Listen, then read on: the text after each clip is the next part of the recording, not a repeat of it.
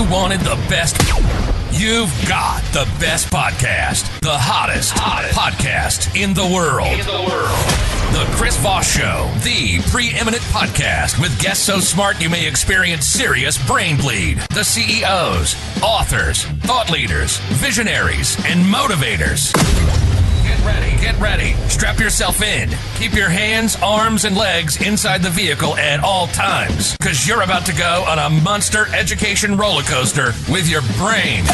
Now, here's your host, Chris Voss. This is Voss here from thechrisvossshow.com.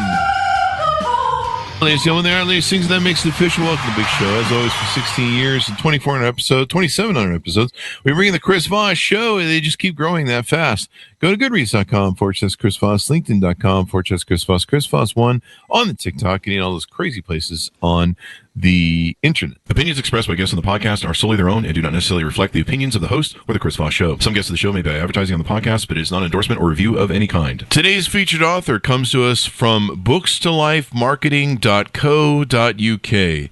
With expert publishing to strategic marketing, they help authors reach their audience and maximize their book success. Today, an amazing young man back on the show with us today for a second appearance for his book called Sede Vacante, Part 1, Dogmatic Ecclesiology Applied to Our Times. Did I get the title of that right, Griff? Close enough. Ecclesiology is the way they say it, but anyway, okay. Good enough. Okay. Let's move on. I got the Sede Vacante right? Yes. There we go. I'm learning Catholicism as I go. So we'll be talking to him about his insights in his book and everything. Griff was born in 1958. He found faith without the luxury of religious upbringing, and at a time when Catholicism itself had lost its identity. His writings reflect many years of research into Christian history and theology and ecclesiology. He lives with his wife, Juliet, and son, Martin, on the Central California coast. Welcome to the show, Griff. How are you? Well, still doing fine. Ready still for another doing fine. One here. When I talked to you earlier, you were doing fine too on the other show. So people can check that show out as well. Search for his name on both shows, The Chris Voss Show, and you'll find him. So give us any .coms. Where do you want people to look you up on the interwebs?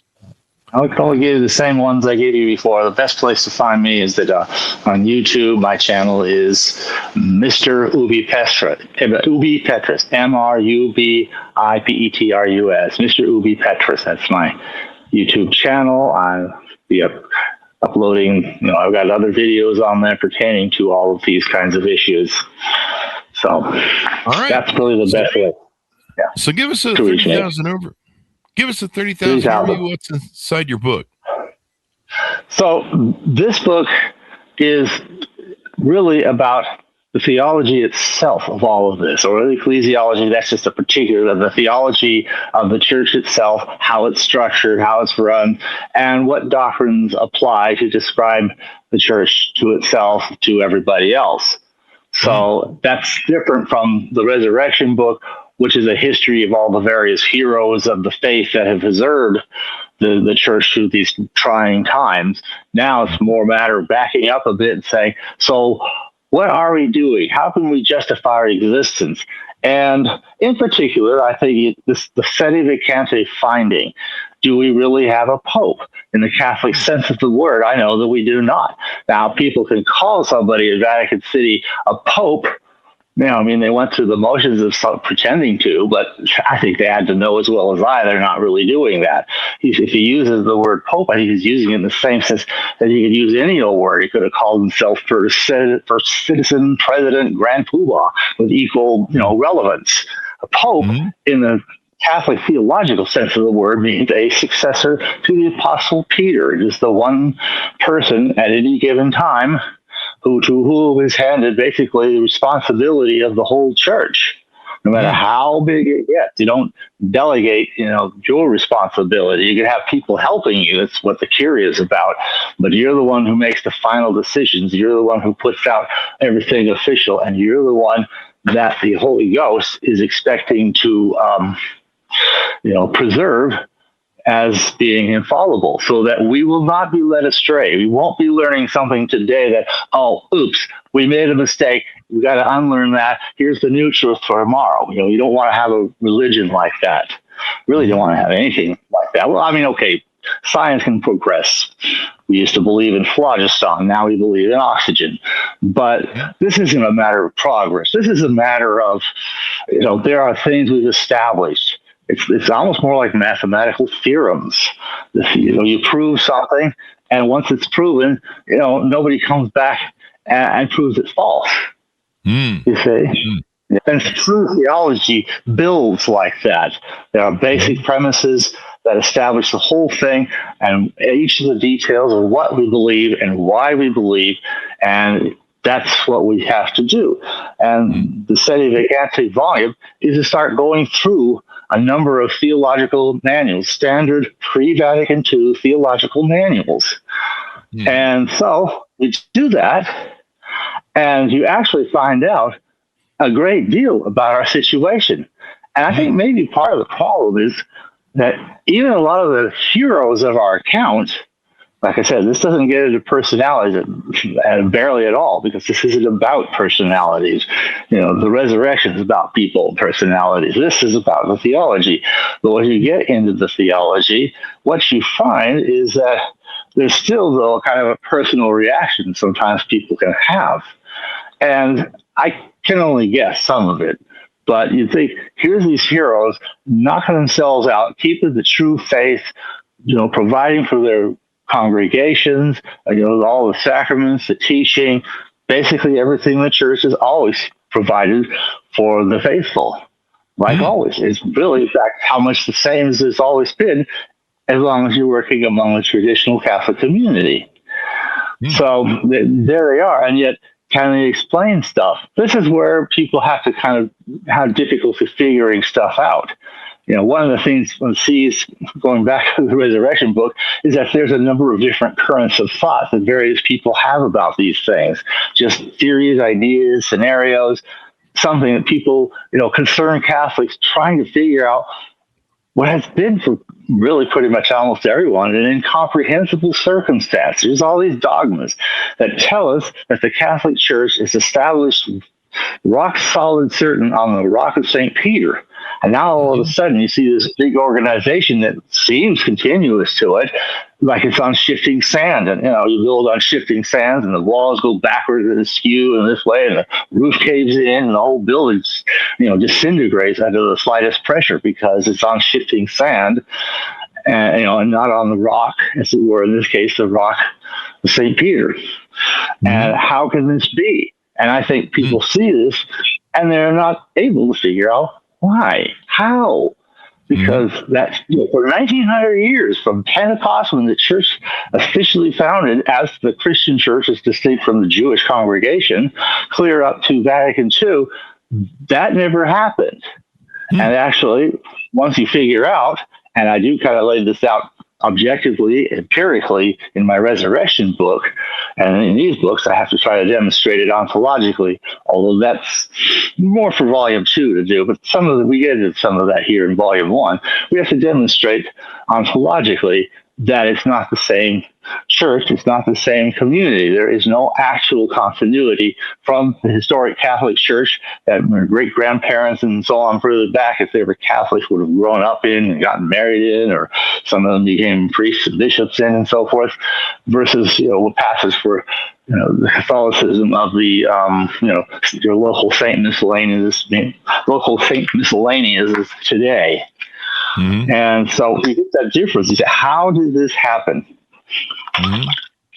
How did it happen? We have to lay out what are the dogmas. And that's what I do. I just have all these doctrines where what have the theologians had to say about this aspect, what do they had to say about indefectibility of the church, that it can't be destroyed or changed, infallibility of the Pope, we've already mentioned that, the authority of the Pope, and also under him the bishops and so forth of the church. And then also, finally, what we get to is a big session on this is devoted to what we call the marks of the church, one holy, Catholic, and apostolic. What do these things mean? Why do we have them? So there's a lot that theology tells us about these things. And so when you put all of this information together, you can do it. You can actually solve a great deal about what it is that has gone wrong. apparently either at or near Vatican II, and it turns out it is at, but I kind of have to not presume that, as I write the book until I get to the point where I can talk about in volume 2 exactly what in Vatican II did it and how did it do that. So that's where I could drill into that. I kind of mentioned it in the Resurrection book, but it's kind of common, ordinary person level. Here we'll drill into it, theologically and intensively. This is a theological manual. This is not ordinary reading, but this would be for people who they like the history of the Catholic Church now as far as we see in the Resurrection, or they find a traditional parish somewhere and they say, this is really neat, but how does this exist? Where is its canonical place? And, these are legitimate questions. And people haven't addressed that. Even priests and bishops who should have addressed this haven't, I think, because I don't believe that anyone really expected that the standard old theological manuals would really have much, if anything, to speak to our situation. They do. They have a tremendous amount. But you have to know what to look for. If you don't know what to look for, you're plowing through all this stuff, and all you're seeing is, on the one hand, it's dogmatic. It can't change. And then here's all this will-be change going on, and and they're just kind of looking at that, trying to come up with something, well, it's the same, but not really. It's exactly the same thing, but completely different, kind of stuff like that. The explanations are creative sometimes, but that's a part 2. So part 1, we're drilling into the dogmas themselves. What do they say? So that's kind of my 30,000, and I guess it's also occurring to me, if you don't mind me asking a question of myself for right now. I say, well, what is your status as a theologian? And that's a fair question to ask, because I'm very conscious of the fact that I'm not officially trained per se, just very well read, and also able to read and see through what's going on, and most importantly, put it all together into a cohesive whole, which I've never seen anybody else do, even till now. But what about, there's all these grand theological schools that have been there for centuries, and even many doctors of the church and brilliant minds, St. Thomas Aquinas, St. Alphonse Liguori, and, all these great doctors of the church and other great theological, catechists and, manual writers and so forth, are brilliant minds. But they have the benefit of it also being the education, the training, but they left behind a lot of good books. But I'm realizing here, isn't there some expert? I wish there was. I really wish there was. And maybe if I could have somehow been in this, 3 decades earlier, I probably could have at least found some people who were, some priests or somebody who had been trained way back when, and at least had actual real training to work with. But that doesn't exist. You can say, well, what's wrong with these schools? They did all these great minds. Are they all of a sudden stupid? And I figured out, here's what to compare it to. This isn't in the book, but I kind of think it'll explain things. In Russia, the science of biological genetics, we study about DNA and genes and, recessive gene, dominant genes, all these different, things by Mendel, I believe it was. Mendel was the biologist who came up with a lot of this stuff. And then you get to Crick and the molecule of DNA and all that good stuff. But in Russia, for a big chunk of the 20th century, they had this thing called Lysenkoism, based on this guy called, I wrote it down, I can't remember his name, Trofim Lysenko, who had basically persuaded Stalin that his idea of genetics should prevail in Russia. It did, so long as Stalin was around, and for some while afterwards, too. And to some small degree, I think it still kind of exists. Now, Lysenkoism is basically a pseudoscience. It's junk. It's garbage. It's based on the long-abandoned idea that Lamarck was this guy who came up with this idea that, well, if you cut the tails off of mice, the children will not have tails, or at least they'll have shorter tails, and maybe if you just keep doing this, you'll have mice that are born without tails. Never worked, but somehow they insist on believing it anyway. So that pseudoscience just injured the whole study of biology in Russia. You couldn't really study. You could be knowledgeable. You could learn the lessons and have all these letters after your name, and subjectively you really believe you earned them. And you're very, very educated. But today, these same once great seminaries are similarly dominated by the false positions of Vatican II. Vatican II is to real Catholic theology what Lysenkoism was to standard, biology and genetics. If you're going to put this thing in the middle of your study and insist on it, you're going to end up with a lot of nonsense and gobbledygook, no matter how well you understand it, no matter how well you can explain it, no matter how many letters you get after your name, and no matter how wise and intelligent you may in fact personally be as a human being. So the real question is, where you find a real theologian? In the traditional community, a lot of us struggle, but we have the same thing, nothing more than what I have, which is just I have the standard theological manuals. And that's what I base my book on. And that's what, my book on. That's where I get all of my theology. And I've also seen theology abuse. This is one last thing, due diligence. It's easy to find a quote out of context to prove anything you want. I've seen that done. I have a history of watching people do that, and it looks persuasive. And then you look up the quoted context, and it doesn't mean at all what somebody was trying to make it sound like it means. But if you get a longer section where you allow the theologian, the scholar, whoever, to speak at length to an issue, there's really no way to misquote it anymore. And that's kind of an important thing I also do. I like to have someone longer quotes that just sit at the feet of these great minds of the church and just drink it in. And if you do that, you come to a conclusion. So that, in a nutshell, is what that book is all about. We can move into questions. Who's the book for? Why did you structure the way you did, and who's the book for? Let's start with the book for. There's kind of two things I'm trying to explain here. One is the Sede Vacante circumstance itself. It's one thing to show that the guys we've had in Vatican City, basically from Vatican II onward, somehow don't meet the parameters for a pope. You can show fairly straightforwardly, if you're willing to drill into some theology, that clearly they cannot be popes. They have proven extremely fallible, and so on.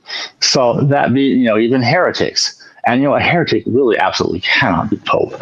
So how do you get that? Well, that's why you say, well, they're not really popes. No matter what people may be fooled into thinking or whatever, they're just not popes. That said, however, like I said, that takes probably more theology than the ordinary man in the street might be expected to know. That's why I say I don't expect everybody to figure all this stuff out or be ready to enter into these kinds of questions. I understand and respect that. But that doesn't mean they know something I don't. It just means they got a life to live, and they can't really take all the time to drill into this. They're not in college anymore. They're out in a job, working a profession, feeding their family. They got a life to lead. So that's why we kind of can't drill into that. But if you want to get into it, if you need to, and one of the communities or several communities, I should say, among the traditional community as a whole, have figured this out, that these Vatican leaders have not been real popes in the strictly successor of Peter sense of that word. Mm-hmm. Now, that being the case, again, it's like the thing of commentary. We're not just saying they're bad popes. We're saying they're unpopes, non-popes, which is a whole different thing. But that finding by itself, it explains a lot. It helps a lot. It means we don't have to be afraid if they get it in their head to excommunicate us or anything else, because we know they're not speaking from the position of the chair of Peter. But we still have to explain the whole greater context of that. How is that the case? Where is the church? These are the tough issues that need to be got into. So I need to get into that issue to explain the Sede Vacante, and also just to explain the overall situation that Catholics have found themselves in since Vatican II. How do we explain it doctrinally? Here it is. Let me ask you this: when was the last valid pope, according to your research? For sure, valid pope, as far as a pope we could follow without question, would be Pope Pius XII. Okay. Some suspicion hovers over John the 23rd. Either, he may have been part of the whole thing that was bad or something, but at the same time, it's not clear. Maybe he was, he doesn't come across as very bright. I don't think he was. I think he's probably just not bright enough to tell the difference between what's right and wrong. He doesn't know his right hand from his left, kind of a thing. So you don't know what he is. He may or may not be. there's some things he did that I think were either good or at least well meant. There's other things that are not.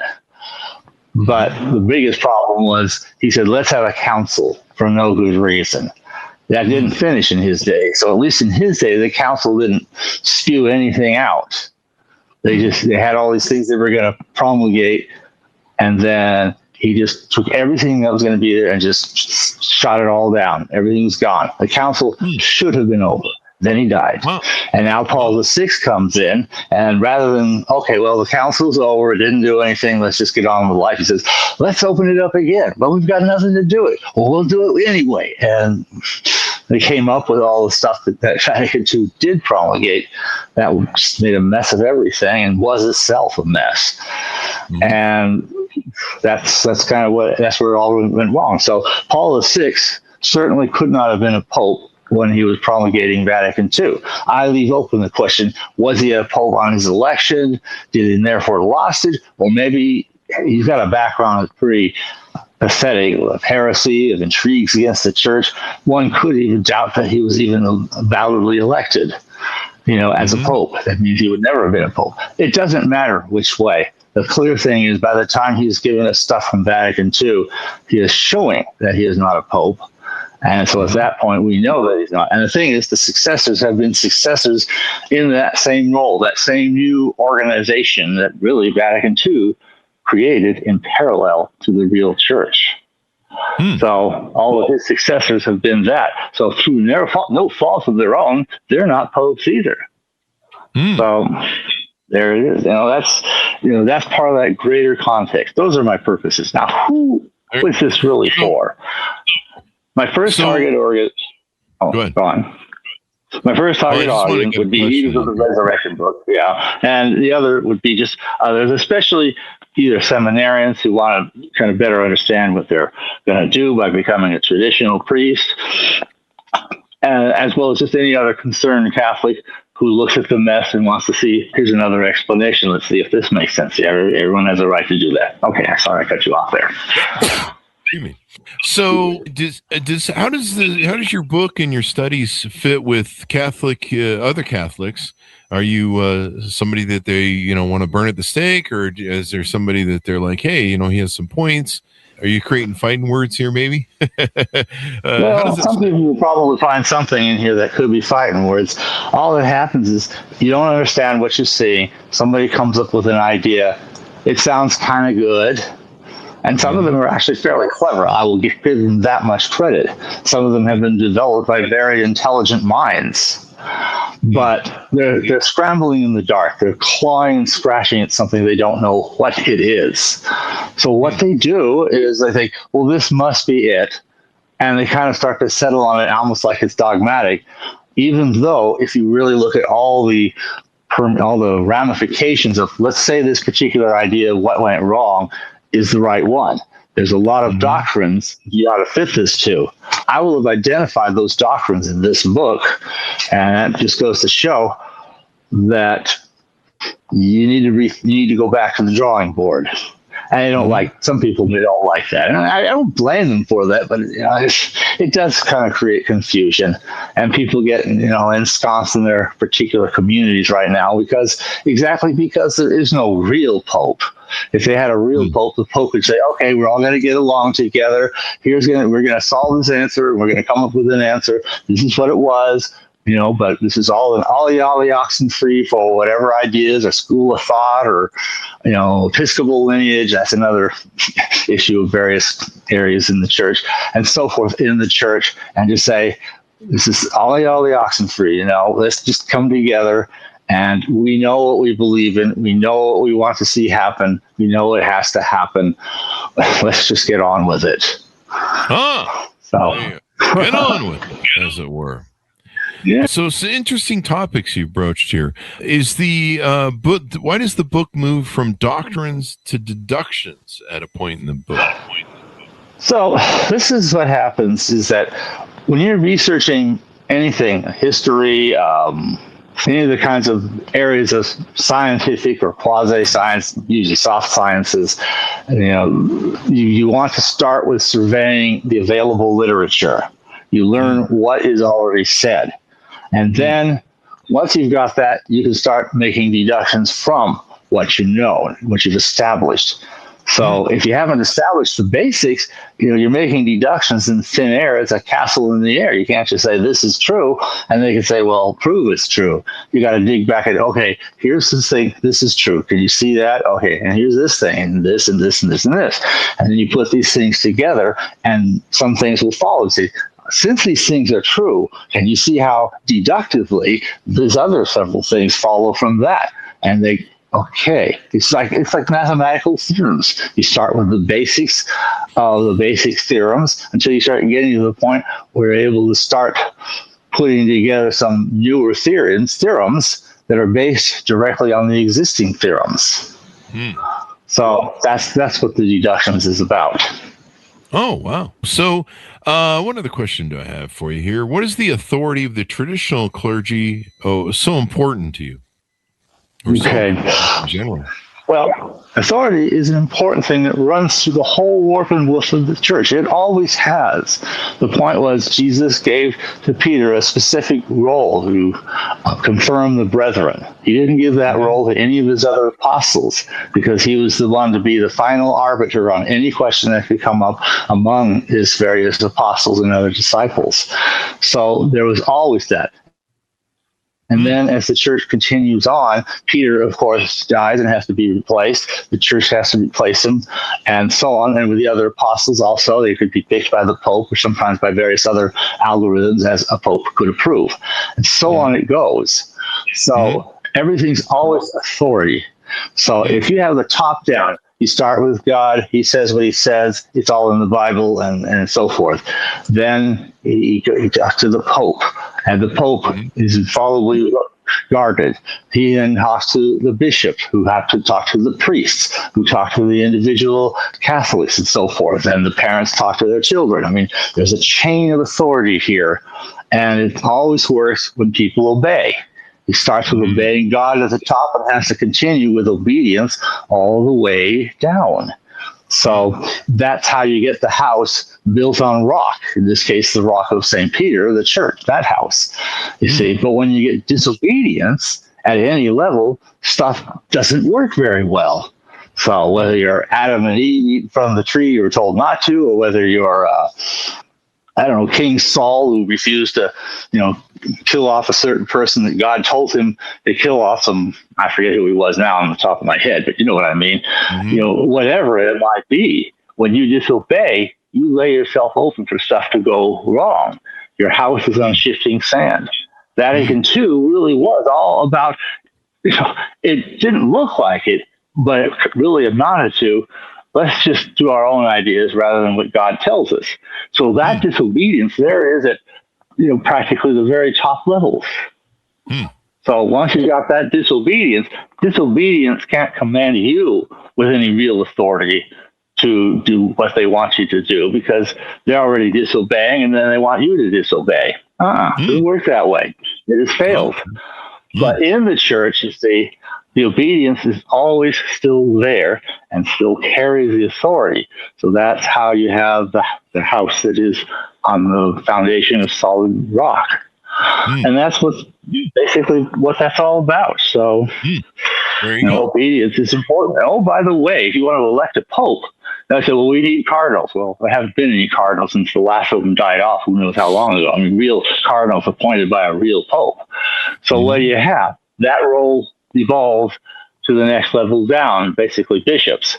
Now, bishops can do this stuff, and they can if there's nobody higher. It's like you run a business, and the manager would normally be here, but the manager's out sick today. Well, I'm kind of the assistant, so I'm in charge today.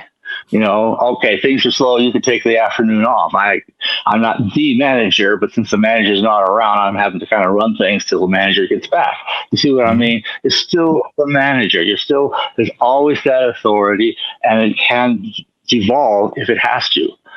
So that's how that would work. But if you don't have any authority, you can't say, this is my flock. I'm a bishop. And this is my flock. And I could say to them, I've been, I recognize so-and-so as a pope because we and my fellow bishops have held a conclave. We followed all the procedures possible for this situation. So-and-so is our pope.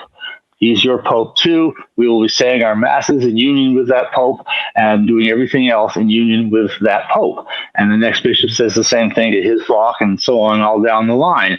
You see, if you don't have authority, all you have, and people have tried to do this, it's a bunch of laity who just got to think, oh, there's no authority left. It's all gone. That's impossible. But you see, if you understand the doctrines, you realize that's impossible. So you're already in a false position. You say, well, maybe we just kind of elect somebody to be our pope. There's been at least half a dozen efforts along this line, and not a one of them has given us anything at all like a real pope. They've kind of turned into jokes. So why did they fail? Mm-hmm. Have I what? Go on. So my next question for you was, now you have a second book on this book. I don't know if you want to tease that out a little bit and what you talked to there. I can tease it out a little bit here. I mean, I got a spare copy here.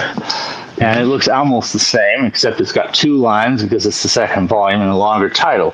The Lumen Gentium Theory about our present ecclesial circumstance. So where the first is dogma and things that directly, logically deduce directly from our existing dogmas, then we have to get into the area of the real theorizations. What is a real theory? How do we explain what's going on?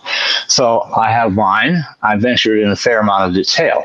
There have been quite a number of others, and I talk about these. And it's interesting to test the various ideas that have been come out with as against the doctrines we found in the first volume.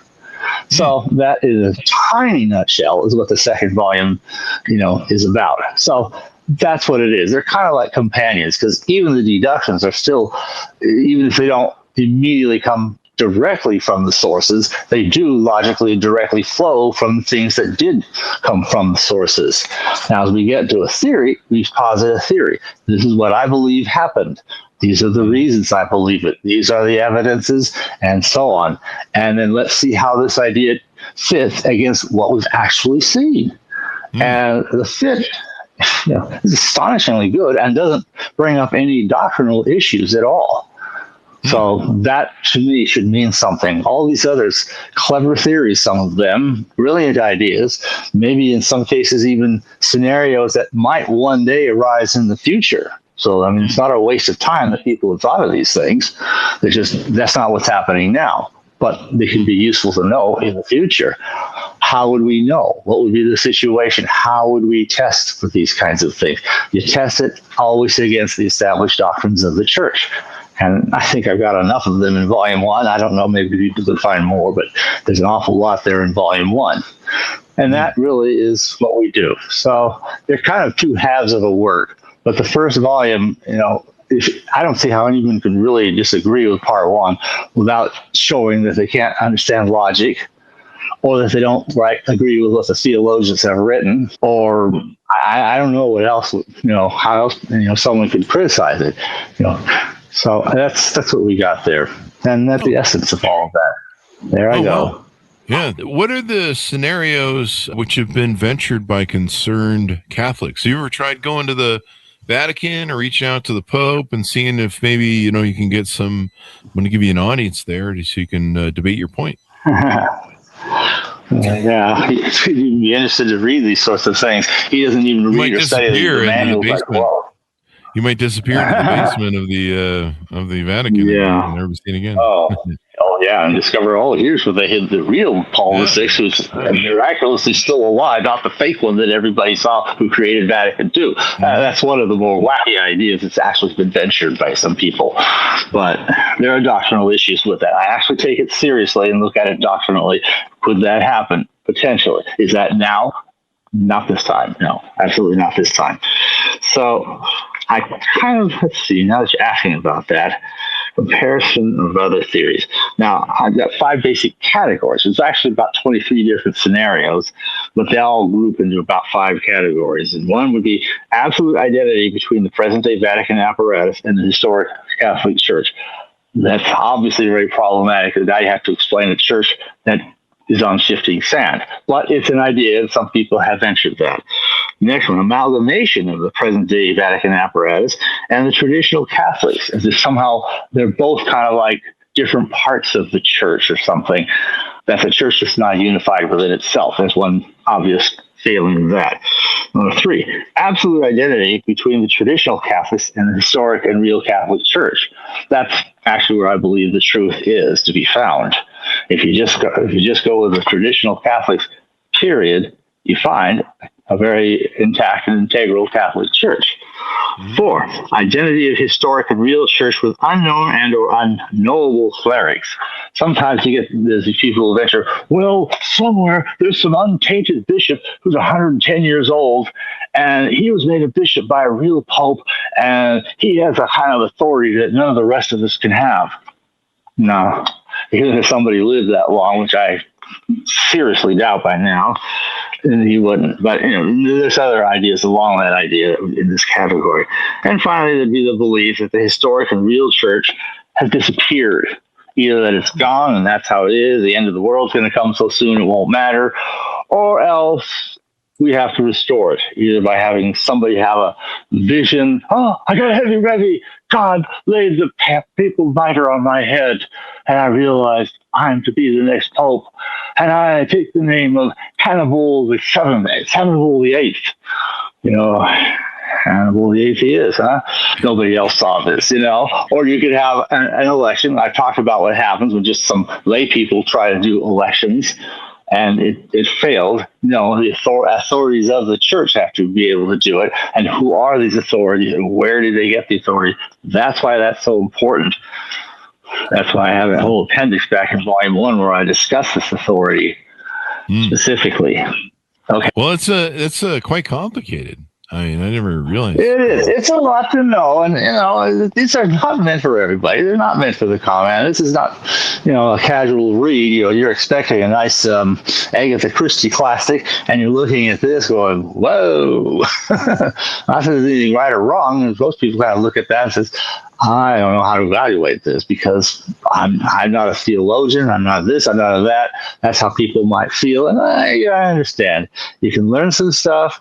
And the great thing is, I know no matter how much you dig into the standard theology, you won't learn anything different, not from standard theology. You just won't. You'll learn to see the same points expressed different ways by the various different theologians. But it's always the same truth, the same facts.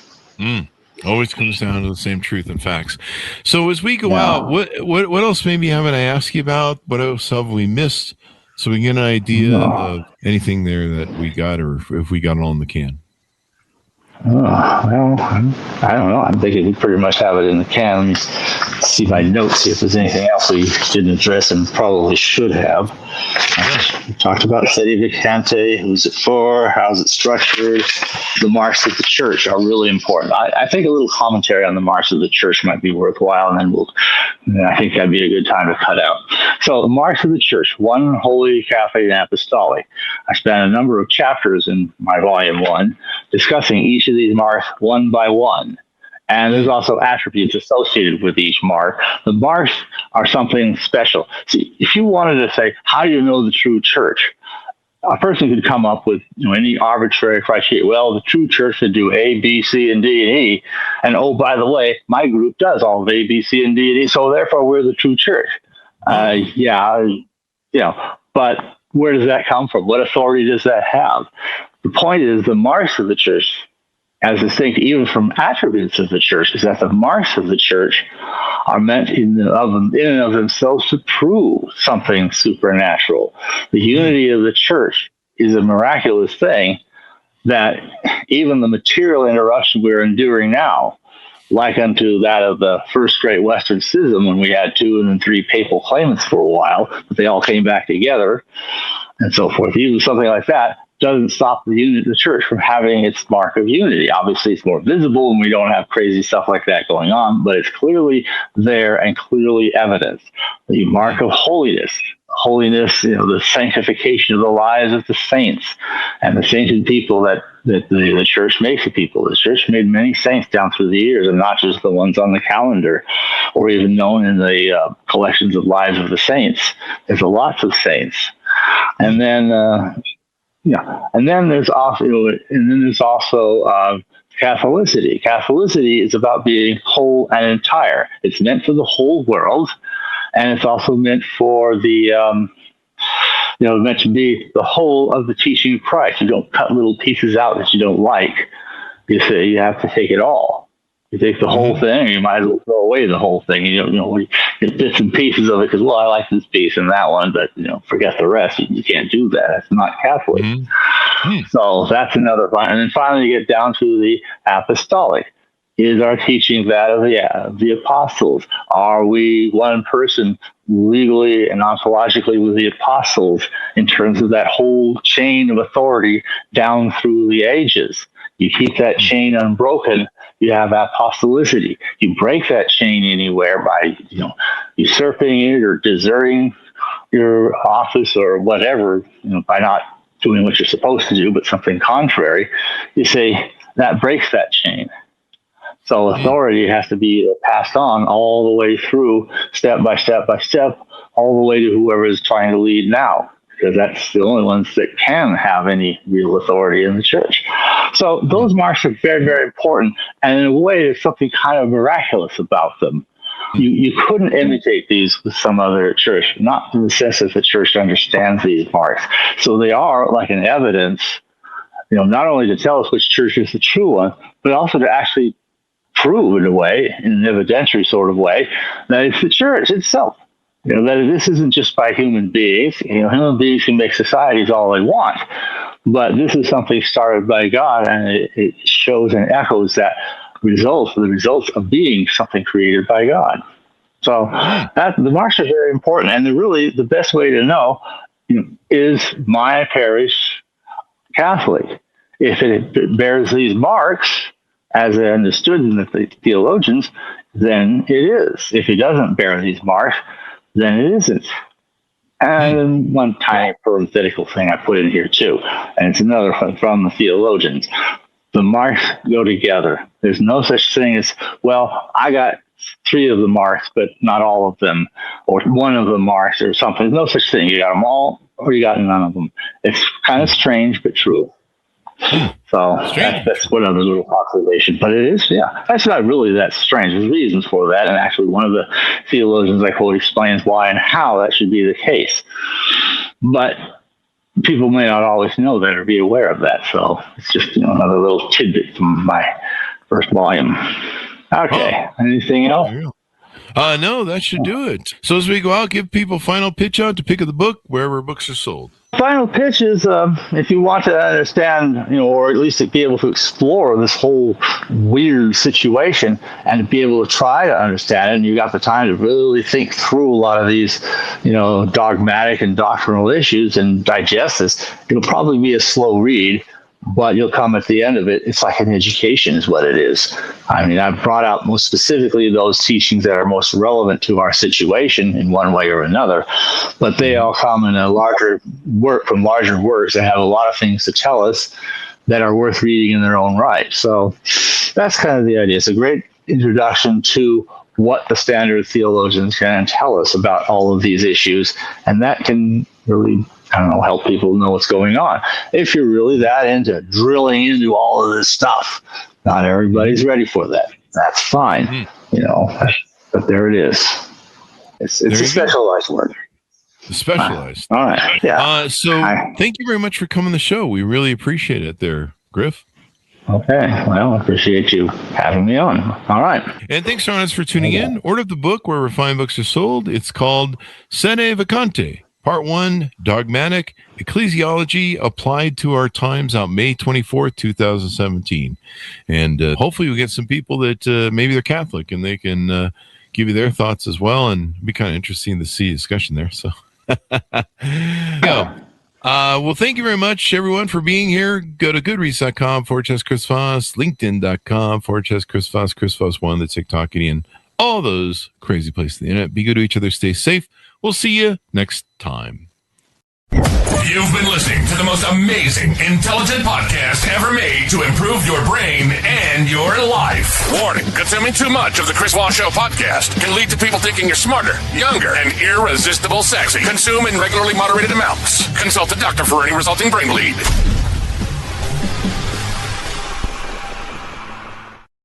All right, that should have us out. Great show.